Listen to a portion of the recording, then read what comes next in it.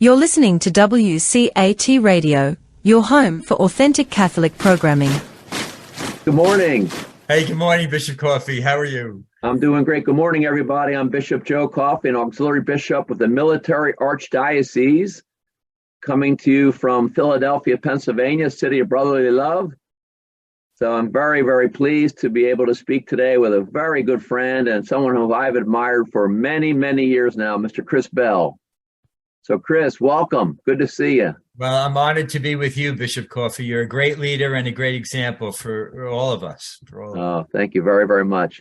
So, Chris, I'm sure many listeners know all about you, but some may not. So can you give us a little bit of a bio and tell us like where you're from and a little bit of information about you?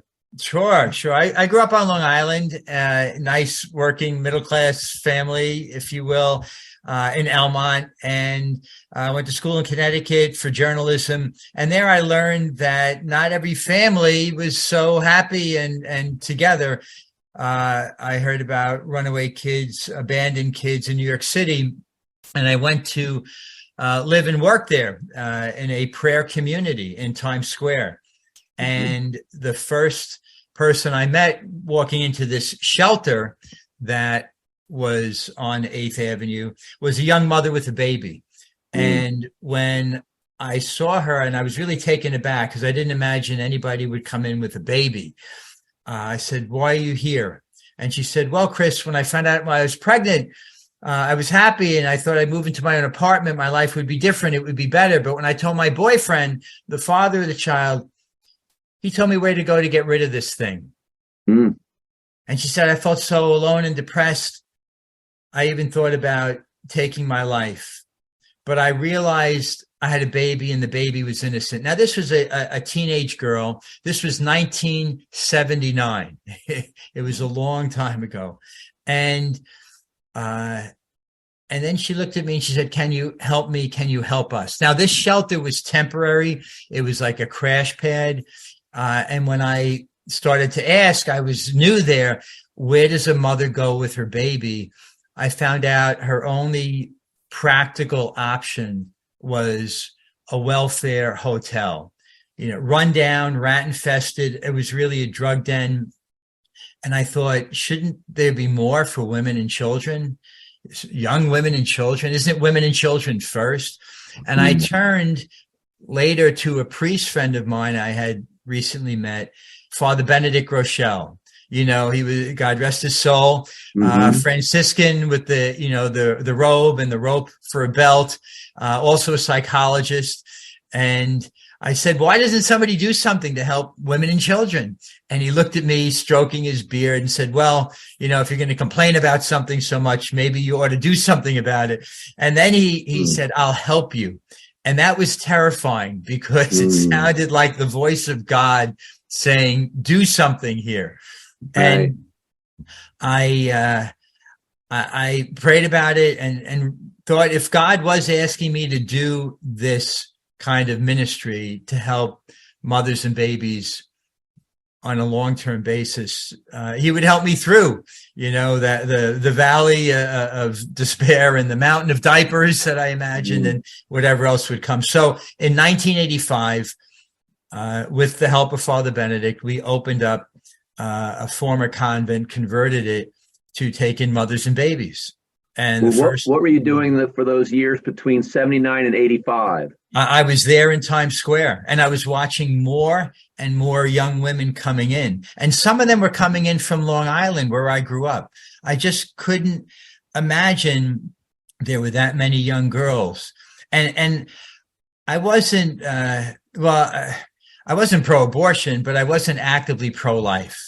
I know you were raised in a family, it was in your DNA, and right. And that was just there. And my dear wife, Joan, from the moment she heard about Roe v. Wade, she was trying to stop it. But for me, it was just, it was bad. Abortion was bad, but I wasn't active at all. And I hadn't even signed a petition in high school or college or anything. So we opened this home in Hoboken, and the first mother who comes in, she really taught me even more that I needed to know.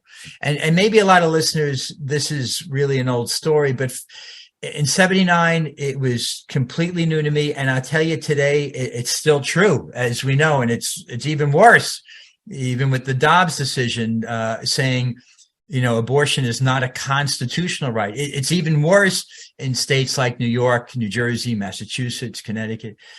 So Debbie was her name. She came in with a little boy, Bobby, just born. And she said, this isn't the first time I became pregnant. When I was in high school, I first became pregnant, and my mother told me we have to take care of this problem. And my mother took me to Planned Parenthood. And she didn't know then, and I really was clueless, that Planned Parenthood's main mission, its whole reason, is to either prevent or kill as many children as possible to decrease the population. It's total eugenics. But I didn't know that. She didn't know that. She said her mother took her there. And now this is 1985. She's telling me this. Today, you can go online and hear these undercover recorded videos of Planned Parenthood workers today saying the same lies to women in the same situation. And Debbie said, the first thing she said, would it hurt? I never had an operation. And they said, no, it's just a little blob. And, you'll feel some cramps, but you can go back to school. You'll never think about it again. Big lie. Nothing. And they continue to say that. And people, people today believe, educated people think, well, it's so small, it's nothing. Not knowing that by the time a woman confirms her pregnancy at 18 to 21 days after conception, that heart is already beating. Right. And that heart is not going to stop until that little life or our lives stop. It just starts at 18 to 21. It just keeps on going. And I heard an OBGYN tell me years ago, there's more growth and development in every human being the first 30 days of life, from conception to day 30, than at any other time in your life, because all the cells are multiplying at a rapid rate and differentiating. And that's why you have arms and legs and fingers and toes. By 6 to 8 weeks, you could see the little, it's a tiny, tiny person. After that, it just grows bigger and bigger and bigger. So Debbie told me that. And then she said, after the operation, I started to scream. And I was yelling, I killed my baby. Oh, boy. And they were telling me, to be quiet. They were going to put me out in the hall, and I couldn't, and they did. And then she asked me 2 questions at that time that I did not know how to answer. The first was, where do you think my baby is now? And I didn't know what to say to her. I'd never thought of the question. And then she asked, what do I tell people when they see me with Bobby? They say, is he your first? Is he your only child? She says, I know now, when I was 9 weeks pregnant and went in for that operation, that was a baby. And if I knew then what I know now, I wouldn't have done then what I did. Right. So, and the second mom who came in, she had a very similar situation, except she wasn't taken by her mother to a Planned Parenthood. She was taken by a friend of the family. Because again, as you know, in New York and New Jersey, Connecticut, Massachusetts, and too many other states, you as a young girl who's pregnant do not need your parents' permission. And why is that so? And people who hear that, they don't believe it. Parents don't believe it, because you can't get, your ears pierced without your parents' permission. You can't get an aspirin in school. No, but the school counselor, the school nurse, the school teacher can take your child for an abortion. And why? Because the state legislators have voted to or not voted to protect parental rights. They just allow it to happen. So our representatives are going against parents in a big way, and they've been doing this for decades. And because parents don't know about it, they're not making a big hue and cry as they should, as any good parents would want to. Yeah. Right. So tell me more about that first house. How'd you come up with the name Good Counsel, and how'd you get the house? And tell a little bit about that first one. Yeah. So, the convent was empty, and I found out through people that I worked with at the shelter in Times Square. And when I went to the pastor, he was a Franciscan priest, a good Franciscan, also not the same community as Father Benedict's. But he said, you move in and you do, and do your good work. He says, and don't worry, you'll have enough problems. He charged me very little rent, and he gave me his blessing, and we just opened the doors. And it happened to be at St. Francis Parish. So I think St. Francis was really looking out over us in the beginning. But before I found that convent, I had been living in Brooklyn for 3 months at the parish of Our Lady of Good Counsel in Bedford-Stuyvesant, trying to raise the money to renovate their convent. But at that time, that convent needed $500,000 worth of renovations. And in 1985, I had just started. I had spoken at my first parish on Long Island to tell them about a home I wanted to start for mothers and babies. And I came back with $4,000, which was a lot of money at that time to raise from a parish. Right. But I knew I wasn't going to get $500,000 anytime soon. So I started to look for a building that needed less renovations. Yeah. And God led me to Hoboken. Good. It also happened to be the same parish where Frank Sinatra was baptized. Wow. And I've got a little Frank Sinatra story if you'd like to hear it. Sure. Bill Reel, God rest his soul, he was a columnist for the Daily News. And he would write columns about people in need, people who would help, people who were down and out and had turned their lives around. But he heard me speak at a high school where his son was going to school on Staten Island. And he said, I want to know more about what you're doing. So he came to Hoboken, and I told him, how we got started, just like I told you. It's funny. I remember getting a phone call while he was in the house from my first godson. And he just wanted to tell me, that he had joined the baseball team and how happy he was and excited. And then Bill wrote a story. It was Mother's Day weekend. He said, who gives a home for mothers, who are homeless on Mother's Day? And it just so happened that Frank Sinatra read the story. Wow.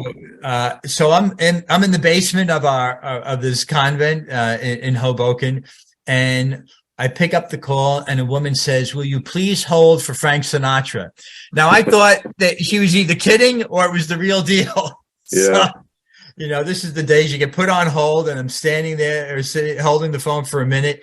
And then he says, hey, Chris, how you doing? In that very familiar Sinatra voice.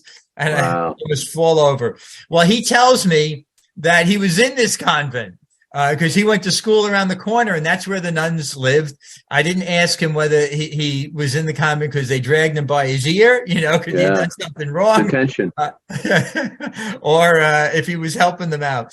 But he was rather jovial about the whole thing. And then he asked me, so what do you need? And at that time, I said, it costs us about $10,000 a month to run the home, to pay a little stipend to the staff, to the food, and, and very little rent, but, to keep things going. And he said, well, I'm going to send you a gift, but don't you tell anybody. Wow. I feel even a little guilty telling you now, but I have to share the rest of the story. So right after he hangs up, I get a call from Bill Reel, and Bill says, hey, have you gotten any calls today? And I says, now I feel I can't say anything. I says, well, yeah, I've gotten a few. Your article, which is true. It generated a lot of interest, and many people sent in donations after reading that Bill Reel column. And then he's fishing around a little bit. He realizes I'm not being straight with him. So he finally says, did you hear from Frank Sinatra? And I said, well, what makes you ask? He says, well, I got a call from him wanting to know how to get in touch with you. And, are you the real deal? Is that how he put it? And I said, well, Bill, because he called you, I'll tell you he did. He reached out to me, but he said not to tell anybody. Oh, so Bill was kind of miffed. And he says, oh, you're kidding me. Oh, this would be so great. Well, there's more to the story. A year later, there was this woman who wrote the unauthorized biographies of all these stars. And if you know anything about Frank Sinatra, besides his singing and his great career, he had what you'd call a checkered past, right? My mother loved his voice. Oh, yeah. She said he was one of the few people she could understand every note he said.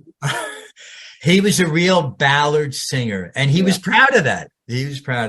And my mom liked him too. And that's one of the things I said to him. My mother would be thrilled to know that I'm talking to you. Right. Well, this woman writes this unauthorized biography, and it's filled with all his sins and peccadillos and every piece of dirt she could dig up. Right. It's nothing to be proud of. Well, Bill calls me up and says, Chris, I won't use your name. I won't use your organization, but I want, to say that I know Frank Sinatra is really very generous, because he did send me a $10,000 check. Nice. And I said, Bill, I know your heart's in the right place, and it certainly would be a good counterbalance to this terrible publicity. But I do think that God is going to use this and help him out spiritually, to suffer silently for the calumny that's being foisted against him. And again, Bill grumbled a lot, but he didn't write anything about it. And you may know this too. Frank Sinatra reconciled with the church. Whatever marriages he had to do, he had a chapel in his private place, his mansion out in California. And, he wanted to be right with God, because, as you know, you can have the world. And certainly he did have the world at his feet, publicity, celebrity, money. What could he ask for? But deep down in his heart, he was a Catholic school kid, and he wanted to do what's right. And please God, he's with the Lord right now. So a couple of years after that, Frank died.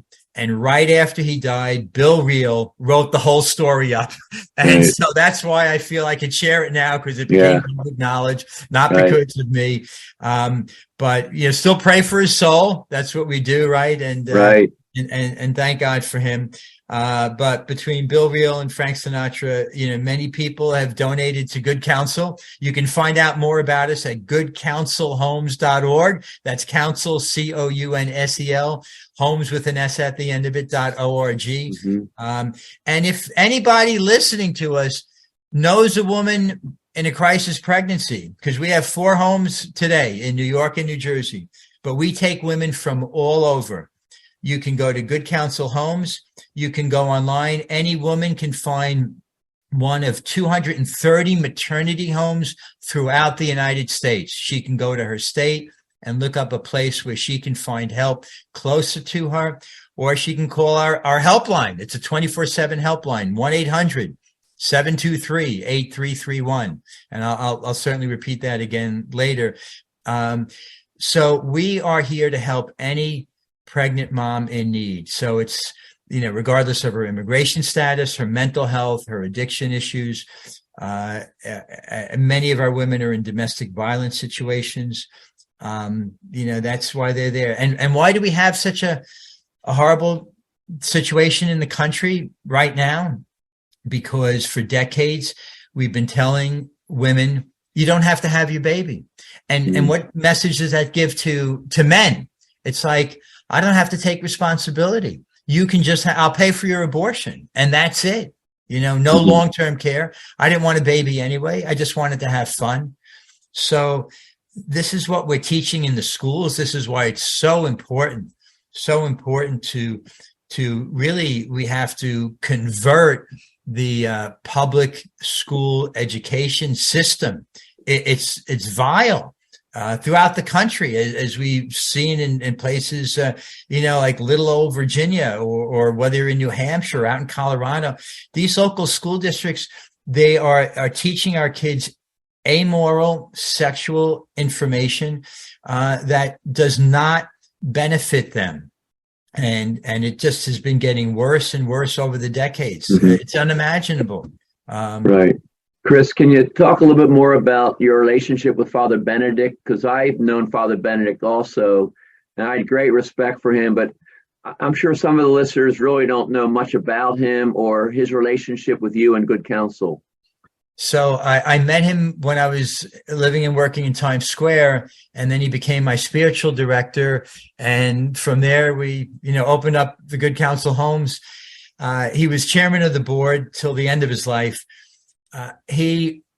Many people know, he was on EWTN for many years, and being a trained psychologist and having that experience, what I found in him was not only a mentor and a guide, but a man who understood God and understood other people. And he was extremely patient and tolerant and compassionate. Not that he was, if you will, giving away the truth, but to help people take the next good step. And that was one of his expressions, that you take it to heart for yourself, and you also take it to heart for others. And it gives me today just a little more insight into who God our Father is. God our Father loves us so much, and I know you know this too, and growing up in your family, it was also, I think, instilled in you. God, he made us, he knows our foibles. Jesus, our brother, lived with us and suffered with us, and is still here with us in the Eucharist, and through the Holy Spirit is inspiring us to take one good step after the other. So waking up every day, knowing I'm not going to have a perfect day. I'm not going to always be as patient as I should be, as kind, but to try to be a little bit better. And when I do fall and fail, to just go to the Lord and say, I'm sorry. And also go to my brother and sister and apologize. So what have the mothers of Good Counsel taught me? And again, it's through Father Benedict, being encouraging and patient, because, we have women come in, they don't even know what it is to have a father.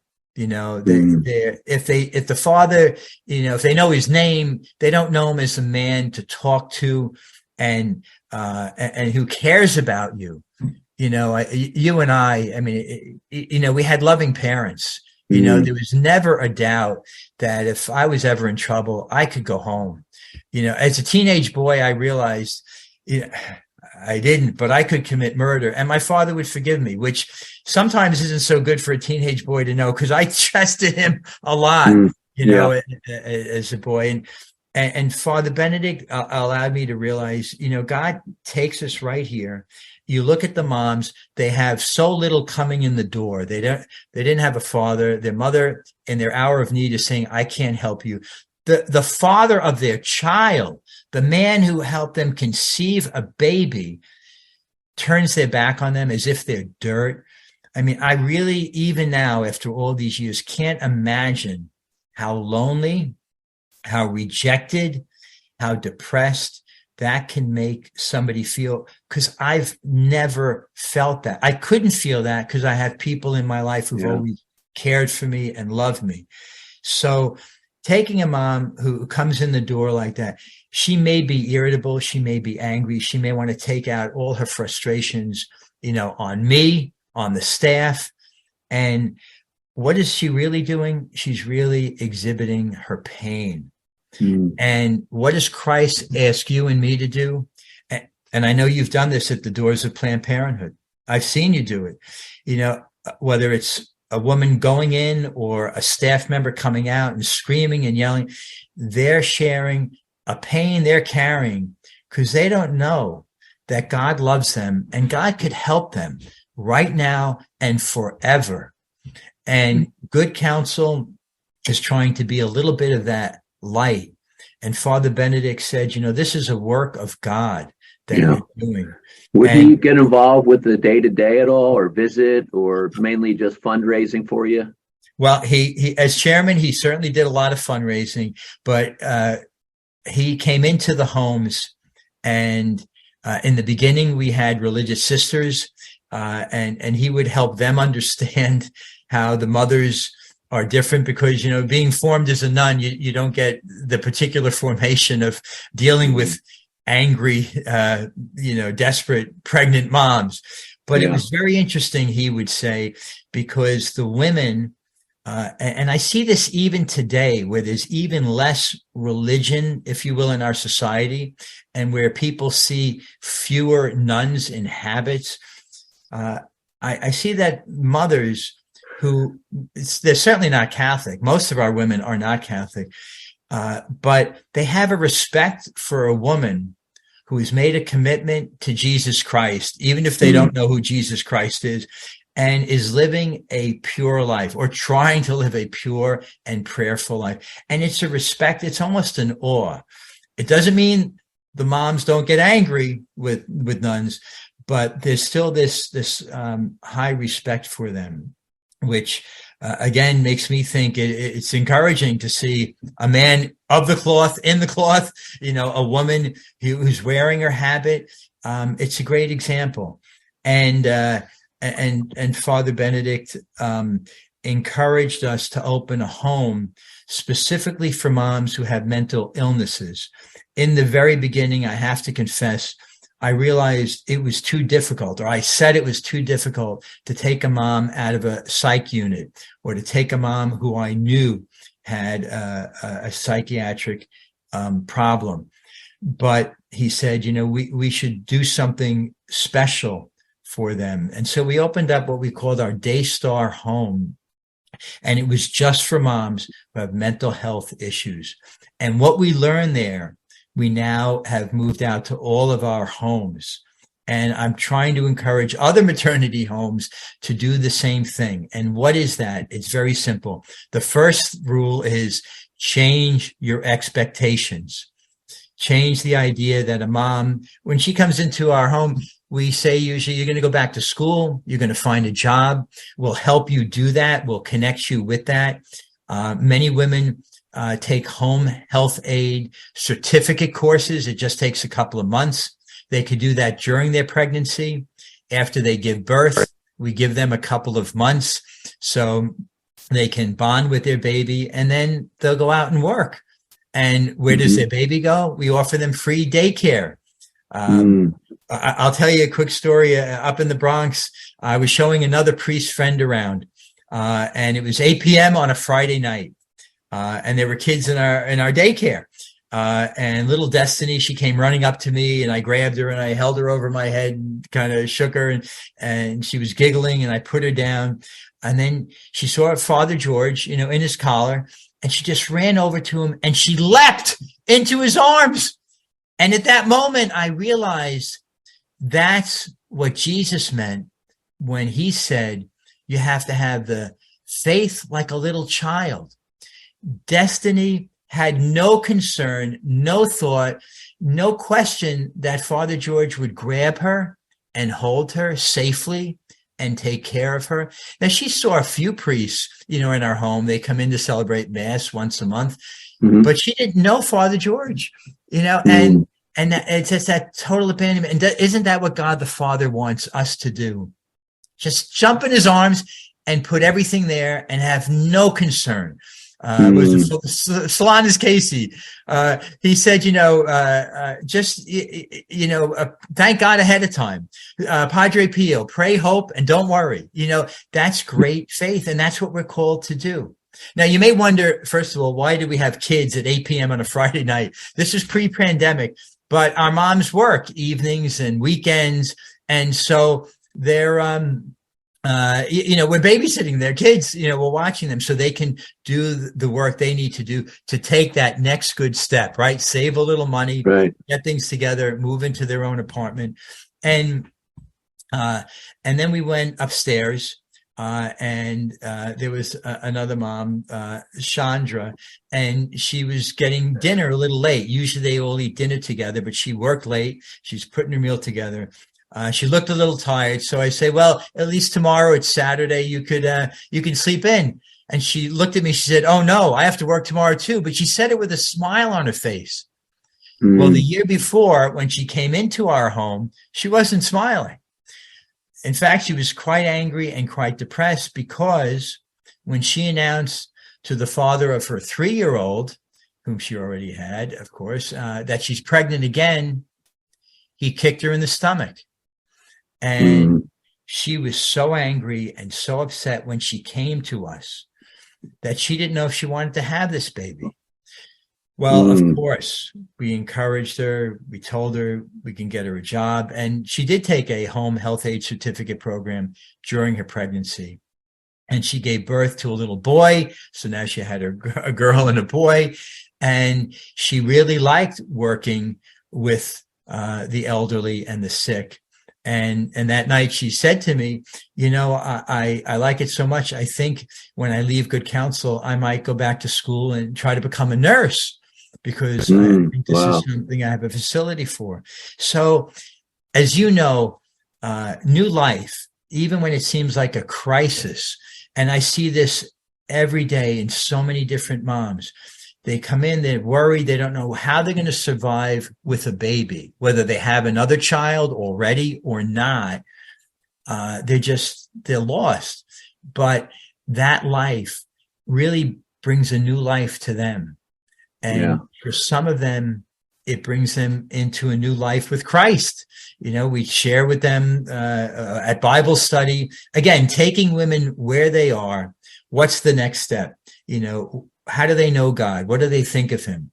God as Father is sometimes really hard to accept, but we, just take them and allow them to pray. It's so interesting at the end of usually these Bible studies, we just ask him to ask God or for help, or just pray and thank him for whatever you want. And they are certainly grateful for the help that people give, because they know that we're not run by the government, and that everything that Good Counsel is and how it survives is on donations. And they usually ask God to bless them, their child, and the other moms in the house and other women who are in their situation. They have very generous hearts, really generous hearts. And so they deepen their faith in their own way. I was talking to a mom just the other day. She's been a Muslim for a year, she says.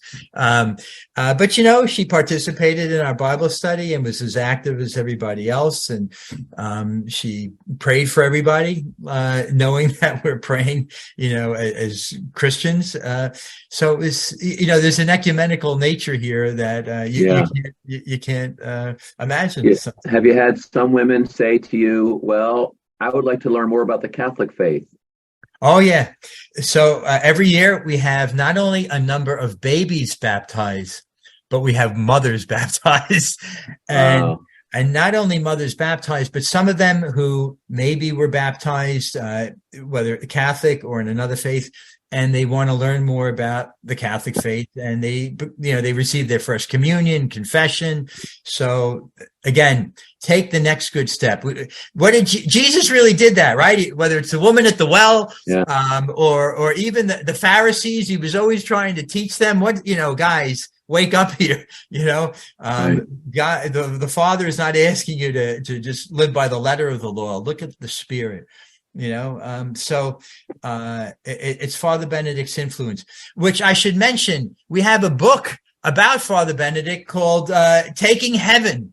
And if you like the book, or if you're interested in it, you can go on Amazon and order it. But Taking Heaven, are interviews with different people who knew Father Benedict, besides myself, Mother Mary Agnes Donovan, who is head of the Sisters of Life, Father Andrew Apostoli, his own blood sister, Marjule Drury, and it's just a lot of different facets and insights into a man and a priest who was known worldwide on his talks on EWTN. He had a weekly program, and he wrote more than 40 books.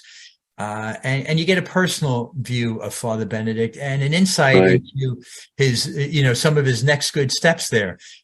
So I hope. Did Cardinal O'Connor get involved at all with Good Counsel? And how about the Sisters of Life? Do they get involved now? Oh, yes. Yeah. So from the beginning, the Sisters of Life started, in 1992. And Cardinal O'Connor asked Joan, my wife, and I to talk to them. So we talked with the first group of postulants who are now, sisters over 25 years, and some of the sisters before they became sisters, they were working at Good Counsel in our home. Nice. They found their vocation. I feel very blessed to have been a little part of that. In their formation. And yes, to this day, they do have a home in Midtown Manhattan, and they take, a few women, but they know that we could take any women, and we never are full. How do we do that? Because if a mom comes to us in need, and every bedroom is occupied, we will take her and put her on the couch. We'll pull out a cot in the office. We've even used the chapel to have to moms stay. One time in our South Jersey home, a mom, she wasn't Catholic, but she was in the chapel, and the house manager was feeling so bad. Every day the house manager would go in and say, "I'm sorry, a room may open up. One mom is planning to move out, but the rent, the apartment isn't ready." And by the third day apologizing, the mom said, "Will you stop apologizing? I like it here. It's peaceful." And like I say, she wasn't Catholic, but I think truly she felt the peace of the Blessed Sacrament. And she didn't know she was alone. Yeah, she wasn't alone. She wasn't alone, So, it's again, Father Benedict, having that Franciscan spirituality, teaches you to welcome and help in any way you can. Right. So your first home was in Hoboken. How long were you there before you opened your second home, and where was that? Yeah. So it was just a little more than a year later. Our second home was in Spring Valley, New York. And that home continues to exist. And then the third home was opened also within 2 years on Staten Island at what was St. Mary's Parish in Rosebank. And the first three homes were identical in this sense. They were private homes that were donated to the parish. They turned them into convents. So the nuns moved in a little more plumbing, sinks in each room, and maybe a gang stall, if you will, for the bathroom. And they had a little chapel. So what was really nice is that there was a homey atmosphere, right? It was a house. And then it had the spaces to add extra women to it. And even though they were small, they were just enough so we could have a bed, a crib, and a dresser for each mom and each baby. Yeah. So they can stay up until their baby's born, and then a little afterwards to get on their feet. We tell a mom when she comes in, you can stay a year. So some women come in, during the first trimester, but most come in closer to the third. So, and we're not rigid about that year. But the reason we say you have 1 year is so that she starts thinking, I better get moving here, whether it's school. Right. We give her tests to see where her educational level is. Half the moms have a high school education, but of those, maybe half of them, their reading and math levels are really a little low. So we test those out. We get them some remedial help. For moms where English is a second language, will help them. It's not only moms we've had who are Spanish speaking, we've had women who are Chinese, Portuguese, Italian. They've come from all over. And And then, of course, try to get them on a track to get into a job that could be more sustaining. Of course, retail is available. Fast food restaurants, it's good to start there. But home health aid, that certificate, they could get much better pay. It could become a longer term track for them. And some women, have finished high school. They've started college. We've actually had a medical doctor, believe it or not, in our home. We've had social workers, believe it or not, women with degrees, for different reasons. They've been abandoned. They're in transition. They lost their job, their apartment. We'll help anybody. Right. And the moms, sometimes they form a really tight-knit community among themselves. They support one another. You talk about, growing in the faith. There have been times when we have a deacon or a priest who becomes a regular visitor in the homes. Of course, we invite them in. It's not always easy because you clergy are so busy these days, doing good things. And that when we have that happen, there's really a special bond that forms, and we see more baptisms happen when we have a deacon or a priest coming in regularly into the house. So, Chris, do you have people that volunteer regularly and what kind of duties do they have there? Oh, very good question. Yeah, we do have volunteers. We have life skill programs that either the staff or a volunteer will teach. Now, some of that volunteer work could be teaching a skill that a person particularly has, whether it's cooking or sewing or resume writing, or we have social skills classes, which is just to help, refine some of the what you'd learn in your family if you ate dinner with your family regularly. Most of our moms rarely sat down together, or sometimes never sat down together with other people in their family to have a meal. So part of our routine is that you have to come to dinner, and one night of the week or 2 nights of the week, you're going to be the cook. So the moms, cook, of course, we're there helping prepare with them. One mom early on, I remember she said, "Oh, I don't know how to cook. I don't know how to cook." So the staff member said, "All right, so we're going to make sandwiches." It took so much time and energy making the sandwiches that the next time she said, "I know a little bit." And she started making meals, and she was a great cook. Yeah. And it's just like that with prayer. We say, we don't force anybody to pray, but at dinner time, you say, "Hey, would you like to say grace?" Whoever cooks, you say the grace. And the mom who says, "Oh, I've never prayed. I don't know how to pray." You say, "Well, we'll just give it a try." And she's usually the one who goes on and on and on, thanking God, thanking everybody who helped her, thanking, the Lord for, just being here. So, we all need an opportunity, don't we, Coffey, just to share with the gifts we have. And then as far as the staff, is there always like a staff mother in charge? And are they 24/7? Or what is your staffing needs? Yeah. Well, we do need good staff. So if anybody's interested, please go to goodcounselhomes.org. And again, I should mention the helpline, 1-800-723-8331. It's 800-723-8331. That's for any mom who needs help, and anybody who's interested in working or volunteering at Good Counsel or supporting us. Go to goodcounselhomes.org. It's counsel, COUNSEL, homes with an S at the end of it.org. We certainly can be found on Facebook and Twitter and Instagram. You can, see our stories there, hear the moms talk. And again, if you're interested in Father Benedict, the book about Father Benedict, Target Heaven, well, you can write us at goodcounselhomes.org. Or you can go to Amazon and look up Target Heaven. And the book was written by Good Counsel staff, or edited, I should say, with all these great interviews of people who knew Father Benedict on a very personal level.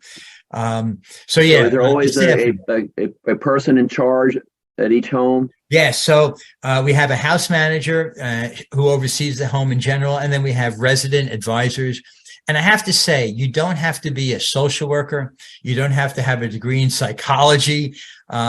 We have teachers, of course, nurses, and we have people who work for the Metropolitan Transit Association, people who managed at Home Depot, people who've worked in very different backgrounds.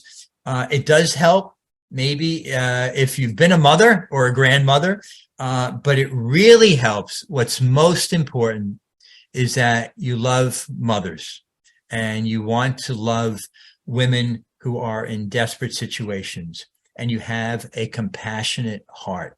Those are the keys that I look for, no matter what your educational or your experiential background has been.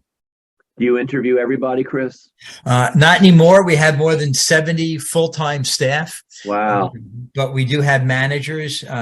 We have a 24/7 helpline. I mentioned that, and that's those staff too. They work diligently and long hours, and they're always ready to pick up the phone. We're looking for more hearts and hands to share what the Lord has given you to share with others who are in need and have not been given maybe what you've been given, or maybe you've had a tough life. I mean, we have staff who are single moms too. We have staff who've, been through the ringer, but when God has touched your heart, your life changes. And probably the most important gift that the Lord gives each one of us when our heart changes is that we want to give that gift to others. And Chris, can you just take a few moments to talk about your dear wife? Dear Joan. She is really quite incredible. I know her story pretty well, but not everyone might know her story. And how did you guys meet? And just know, if I can just share that when pro-lifers around the country, if not around the world, heard that you guys were getting married, we were pretty amazed. And it was like, thank you, Jesus. It was so exciting to hear that. Well, you're one of those many men who knew my wife before I did, and your whole family did, Bishop Coffey. She always spoke highly of your whole family, and it's been an honor to meet you and others. So Joan, her maiden name was Andrews, Joan Andrews. So I first heard of her the first time I went to the March for Life. Believe it or not, I didn't go until after I opened up our first home in 1985. So I think it was in January of 86. I went down to that cold Washington, D.C., and I got a flyer, and it said, pray for Joan Andrews in prison in Florida and call the governor to release her. And I could not, as they say, wrap my mind around how could this obviously prayerful, peaceful woman be imprisoned for trying to stop an abortion. And what I found out is that she would and continues to go into an abortuary peacefully and prayerfully. And today she might carry a rose with information tied to the rose on how a woman can get help at a pro-life pregnancy center, and hand that rose to the woman, talk to the woman, saying you don't have to be here, and she would sit down to try to stop the abortionist from committing more abortions. Right. And they called the police. She often did not do this alone, so police would come. They ask you to leave. If you don't leave, then they finally drag you out. And the reason they drag you out is, as Joan says, we don't want to leave until we know that the babies are safe. But if you're saying the abortionist is not going to leave, we're going to stay here. And it's nonviolent completely. She's never hurt anybody. She has been mistreated many, many times. So she was in prison in Florida. I started to call the governor's office like many other pro-lifers did, was praying for her. And then at a New Jersey Right to Life convention, her sister attended a talk I gave on starting a maternity home. And Susan said, would you ever visit my sister in prison? I said, well, I've heard of her. I've been praying for her, but I don't go to Florida that often. She said, well, they just extradited her to Delaware so she could be closer to me. And I don't know how long she'll be up here, but I could arrange for you to visit. So I said, fine. What do I bring her? Do you want me to bring her a Bible or a cake with a file in it, or and I was a Eucharistic minister at the time, and she said, well, if you can bring the Blessed Sacrament, that would be great. She doesn't receive communion often. Well, Bishop Coffey, you got to forgive me for what I did. I asked the pastor, could I bring communion? He said, fine, but I didn't own a Pix. So he just said, being the good practical pastor, he said, just use the corporal. So I put our Lord in the corporal, the altar cloth in my pocket. But what I realized later is that got me through the metal detector, because they probably would have allowed me to bring our Lord in. God provided. He did. And then I met Joan in this very little room, like 8 by 10. And there was seats all around the wall with 2 guards at the door where I entered. And the seats had, a prisoner and her visitor, because it was a women's prison. So Joan and I were at the direct back, and I said, I have our Lord. Would you like to receive? And she said, that's wonderful. That's great. But if the guards see you give me something in the mouth, they will assume it's drugs and arrest you. I said, thank you. She said, don't worry. At the end, when everybody gets up, I'll kneel down and receive. And I'm thinking, oh, they're not going to see this woman hit the floor. But I said, all right, God, you got me this far. So we talked. That was our first meeting. And at the end, the angels must have blinded the guards, because I gave her Holy Communion and I walked out a free man. But I realized then how special she is, and how joyful she was, not at being in prison, but about being able to share the Lord with other women inmates, to be able to talk to the pregnant women. And many times, and many times since, she's taught pregnant women not only out of not having an abortion because they're in prison, but also effecting adoptions, which has been an amazing feat. And how God provides, wherever God puts you, if you're open to what he wants you to do, good will always come of it. And how many times we've seen this with the saints in prison, not only converting people, but growing in sanctity, like Maximilian Kolbe, dying in Auschwitz, but being such a great witness to everybody around him and now to the whole world. So, that's probably the message Father Benedict would share. Right. You don't have to do a lot of penance, but accept what happens to you in a penitential way, offer it up, and just try to do the next good thing. And when you fall down, after you got married, you were able to adopt a few children. So because to condense that story, and I appreciate you moving it along. So she was released later that year, and then it took me 4 years. I'm a little slow here to propose to her. And because she was a bit older, I was older, she prayed and told everybody, we don't want any wedding gifts. We just want you to pray we have many children. And God blessed us with our first daughter by birth, 11 months after we were married. Wow. And then we went on to adopt 6 kids, because we were trying to keep up with her sisters, one who had 8, the other had 12. And they could come quicker that way. We could adopt 2 at a time. Beautiful. And, it's really been a great gift. Some of our children have special physical needs, but the reality is they've really taught us a lot more. Again, about God's love and endurance. And I've met some of those kids, and they're really great people. Yeah. And I brag about you two for them and make sure they know what great parents they have, but they know. Well, they'll tell you the other side of the story, but we're grateful to have them in our lives. And we all feel blessed, Bishop, as you know, Bishop Coffey, coming from. Chris, we're almost out of time. Can you just tell us what your main needs are? Is it primarily financial needs, or other things people can bring to the homes, or how can people help the most? Well, yes, financial is a great need. So you can always give at goodcounselhomes.org, COUNSEL, homes with an S at the end of it.org. but we probably need even more good staff, right? Whether you volunteer or you come to work for us. And yes, we do pay a wage because I'm always out there begging to pay what we can. And we do offer benefits, and we have full-time jobs, and God will reward you tremendously, because the moms will teach you more about yourself than maybe you've ever learned before. And the Lord will expand your heart. If you think you're a loving, compassionate person now, it will grow even more. I'm not saying you're a Grinch, but if you remember how the Grinch's heart grew like 10 times that day when you realized what Christmas was all about. Well, we have every day a Christmas, because the birth of every child, as St. John Paul the Great wrote in the encyclical, The Gospel of Life, the birth of every child is what Christ reminds us of.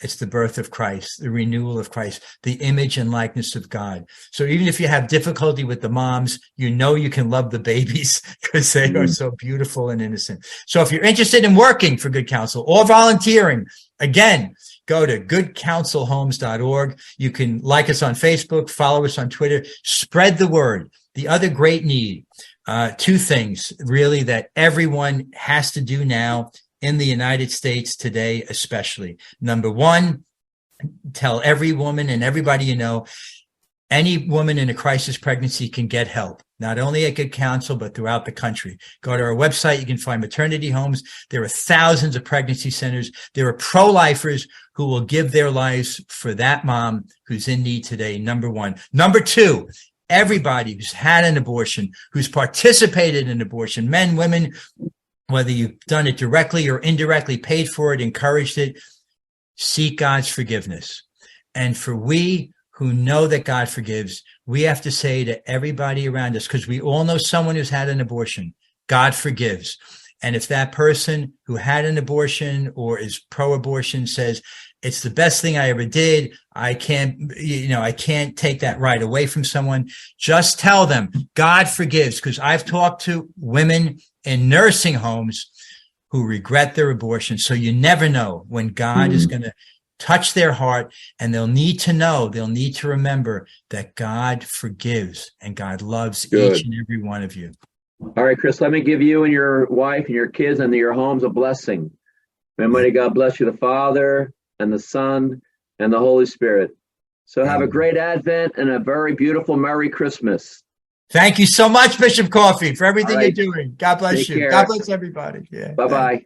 Bye-bye. Hello, God's beloved. I'm Annabelle Mosley, author, professor of theology, and host of Then Sings My Soul and Destination Sainthood on WCAT Radio. I invite you to listen in and find inspiration along this sacred journey we're traveling together to make our lives a masterpiece and, with God's grace, become saints. Join me, Annabelle Mosley, for Then Sings My Soul and Destination Sainthood on WCAT Radio. God bless you. Remember, you're never alone. God is always with you.